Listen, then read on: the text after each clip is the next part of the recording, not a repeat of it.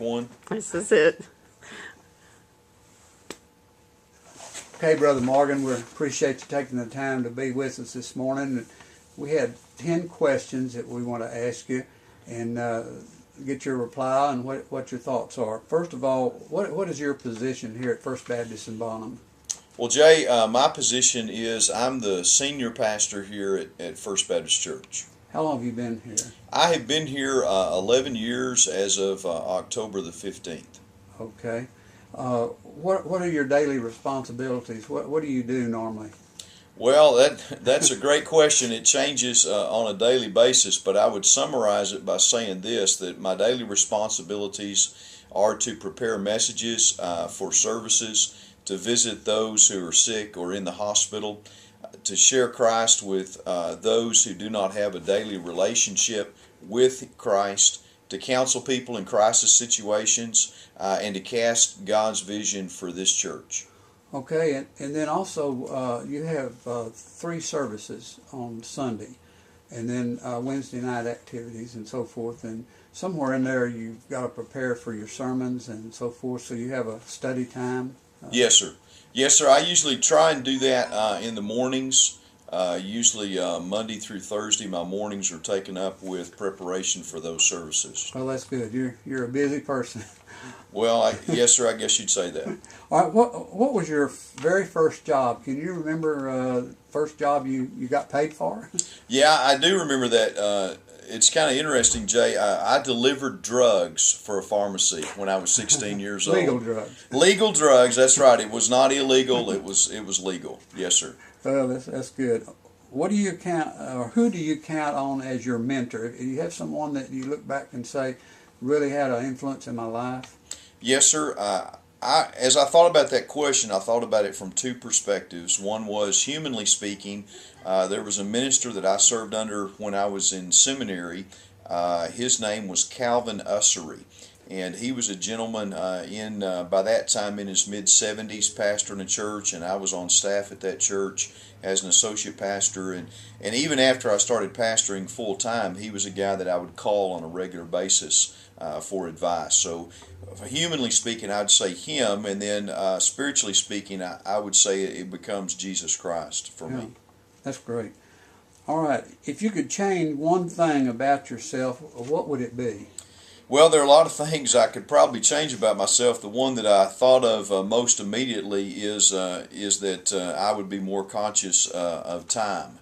One of the issues I have, because I am a people person, is I tend to forget about time, and I forget about other things that are out there that need to be done. So that'd probably be the thing that I would need to change. Well, you got your plate loaded, so we can understand that. Well, I appreciate you saying that.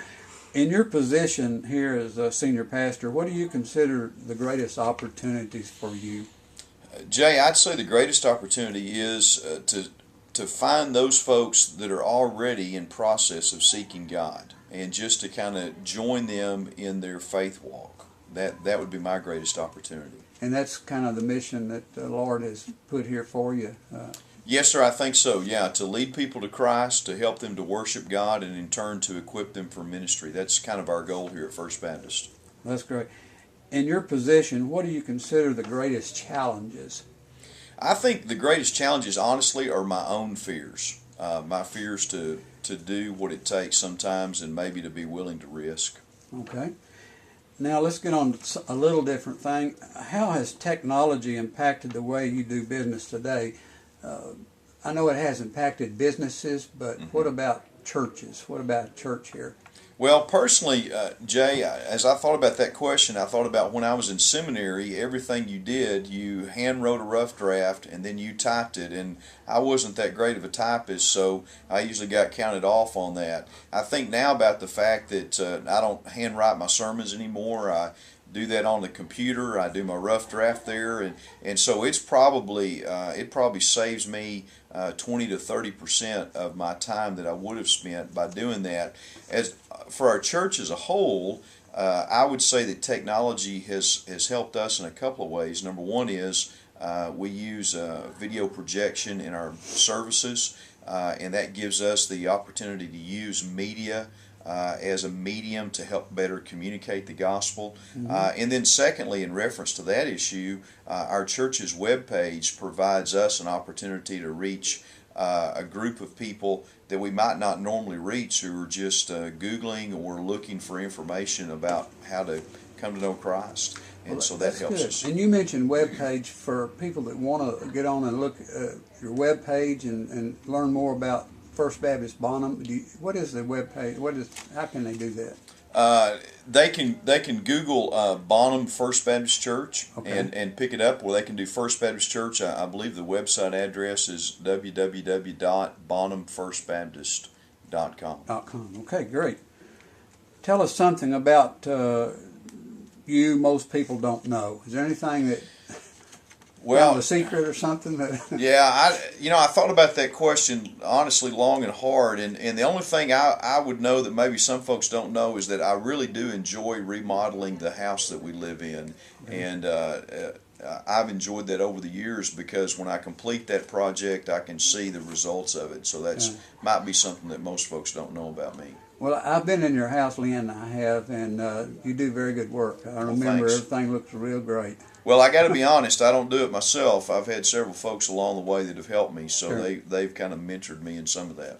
Okay, and the last question, and we do appreciate your time. If you could have a different career, what would it be? Jay, I would have to say, if I could have a different career, it would be to be a play-by-play baseball announcer for the Texas Rangers. Wow. And if you were there right now, that would be great, wouldn't it? That'd be a lot of fun to be in San Francisco as a radio announcer doing that. I've always been intrigued more by the radio announcing than by the play-by-play via the TV. To me, that adds an additional dimension of descriptiveness that you don't always get. So that's something I've always just kind of wanted to do. Well, maybe after you retire from the ministry and you want to keep busy, that would be something that would be available to you. Yes, sir. That could be an option. Yes, sir. Yeah, I don't know when it'll be that I'll retire from the ministry, but yeah, that may be something along the way that I can do. Well, Pastor, we appreciate you taking your time this morning, and this was a great interview. Thank you. Thank you so much.